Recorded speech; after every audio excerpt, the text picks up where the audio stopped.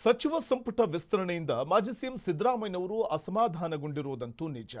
High command ಆ ಒಂದು ನಡೆಯಿಂದ ಟಗರು ಫುಲ್ ಸೈಲೆಂಟ್ ಆಗಿದ್ದಾರೆ. ಹೈಕಮಾಂಡ್ ಆ ಒಂದು ನಡೆ ಟಗರು ಫುಲ್ ಸೈಲೆಂಟ್ ಆಗುವಂತೆ ಮಾಡಿದೆ.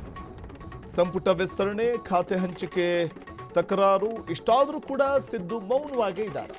ಕಾಂಗ್ರೆಸ್ ಪಾಳ್ಯದಲ್ಲಿ ಗೊಂದಲ ಉಂಟಾದರೂ ಕೂಡ ಸಿದ್ದರಾಮಯ್ಯನವರು ಮೌನ ಯಾಕೆ? ಶಾಸಕರು ಬಹಿರಂಗವಾಗಿ ಅಸಮಾಧಾನ ಹೊರಹಾಕಿದ್ರು ಕೂಡ ಸಿದ್ದರಾಮಯ್ಯನವರು ಮಾತ್ರ ಡೋಂಟ್ ಕೇರ್ ಅಂತಿದ್ದಾರೆ. ಸಮೀರ್ಗೆ ಮತ್ತೆ ಸಚಿವ ಸ್ಥಾನ ಸಿಕ್ಕಿದ್ದು ಸಿದ್ದು ಗರಂ ಆಗ್ಲಿಕ್ಕೆ ಕಾರಣ ಅಂತ ಹೇಳಲಾಗ್ತಿದೆ. ತಮ್ಮ ವಿರುದ್ಧ ಕೆಲಸ ಮಾಡಿದವರಿಗೆ ಮಂತ್ರಿಗಿರಿ ನೀಡಿದ್ದಕ್ಕೆ ಬೇಜಾರಿದೆ. ಇದೇ ಕಾರಣಕ್ಕೋಸ್ಕರ ಹೈಕಮಾಂಡ್ ಮೇಲೂ ಸಿದ್ದರಾಮಯ್ಯ ಮುನಿಸಿದೆ. ಯಾರು ಏನು ಬೇಕಾದರೂ ಮಾಡಿಕೊಳ್ಳಲಿ ಅಂತ ಮಾಜಿ ಸಿಎಂ ಸಿದ್ದು ಸೈಲೆಂಟ್ ಆಗಿದ್ದಾರೆ. ಮಾಜಿ ಸಿಎಂ ನಡೆಗೆ ಹೈಕಮಾಂಡ್ ನಾಯಕರಿಗೂ ಕೂಡ ಒಂದು ರೀತಿ ಇರುಸು ಮುರುಸು. ಇದೇ ಕಾರಣಕ್ಕೆ ಹೈಕಮಾಂಡ್ ನಾಯಕರ ಹತ್ರ ಫುಲ್ ಸೈಲೆಂಟ್ ಆಗಿಬಿಟ್ಟಿದ್ದಾರೆ. ಯಾಕಂದರೆ ಹೈಕಮಾಂಡ್ ನಾಯಕರು ಒಂದು ಕಡೆ ಅವರ ಒಂದು ಸ್ಟ್ಯಾಂಡ್ ಏನಿದೆ ಆ ಸ್ಟ್ಯಾಂಡ್ ಪ್ರಕಾರ ಅವರು ತೆಗೆದುಕೊಂಡಂಥ ಒಂದು ಸ್ಟ್ಯಾಂಡ್ ಸಿದ್ದರಾಮಯ್ಯನವ್ರಿಗೆ ಸಹಜವಾಗಿ ಇರುಸು ಮುರುಸು ಆಗುವಂತೆ ಮಾಡಿದೆ. ಹಾಗಾಗಿ ಸಿದ್ದರಾಮಯ್ಯನವರು ಒಂದು ರೀತಿಯಲ್ಲಿ ಸೈಲೆಂಟ್ ಆಗಿದ್ದಾರೆ. ಕಾಂಗ್ರೆಸ್ ಪಾಳ್ಯದಲ್ಲಿ ಎಷ್ಟೆಲ್ಲ ಆಗ್ತಾ ಇದೆ ಅನ್ನುವಂಥದ್ದು ಗೊತ್ತಿರುವಂಥ ವಿಚಾರ. ಯಾಕೆಂದರೆ ಅನೇಕ ಸೀನಿಯರ್ ಲೀಡರ್ಗಳು HK ಪಾಟೀಲ್ ಸೇರಿದಂತೆ ಎಂ ಕೃಷ್ಣಪ್ಪ, ತನ್ವೀರ್ ಸೇಠ್ ಇವರೆಲ್ಲರೂ ಕೂಡ ಸಚಿವ ಸ್ಥಾನ ಸಿಕ್ಕಿಲ್ಲ ಅನ್ನುವಂಥದ್ದು, ಮತ್ತು ಮಹದೇವಪ್ಪ HC ಮಹದೇವಪ್ಪ ಕೂಡ ಸಚಿವ ಸ್ಥಾನ ಸಿಗದೇ ಇರೋದಕ್ಕೆ ಫುಲ್ ಗರಂ ಆಗಿದ್ದಾರೆ.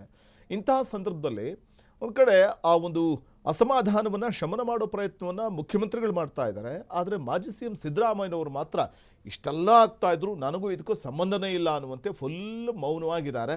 ಸಿದ್ದರಾಮಯ್ಯನವರ ಈ ಸೈಲೆಂಟ್ಗೆ, ಈ ಮೌನಕ್ಕೆ ಪ್ರಮುಖವಾದಂಥ ಕಾರಣ ಏನು ಅಂತ ಹುಡುಕ್ತಾ ಹೋದರೆ, ತಾವು ಸೂಚಿಸಿದಂಥ ಶಾಸಕನಿಗೆ ಸಚಿವ ಸ್ಥಾನ ಕೊಟ್ಟಿಲ್ಲ, ತಾವು ನಿರೀಕ್ಷೆನೇ ಮಾಡಿದಂತಹ ತನ್ನ ಲಿಸ್ಟಲ್ಲಿ ಇಲ್ಲದೇ ಇರುವಂಥ ಒಬ್ಬ ಶಾಸಕನಿಗೆ ಮತ್ತೆ ಮಂತ್ರಿ ಸ್ಥಾನವನ್ನು ಕೊಟ್ಟಿದ್ದಾರೆ.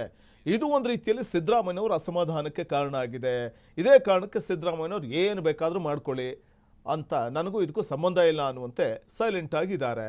ಇದು ಒಂದು ರೀತಿಯಲ್ಲಿ ಬಹುಶಃ ಮುಂಬರುವಂಥ ದಿನಗಳಲ್ಲಿ ಹೈಕಮಾಂಡ್ಗೂ ಯಾವ ರೀತಿ ಸಿದ್ದರಾಮಯ್ಯನವರ ಅಸಮಾಧಾನವನ್ನು ಶಮನ ಮಾಡೋ ಪ್ರಯತ್ನವನ್ನು ಮಾಡುತ್ತೆ ಅನ್ನುವಂಥದ್ದನ್ನು ಕಾದು ನೋಡಬೇಕು.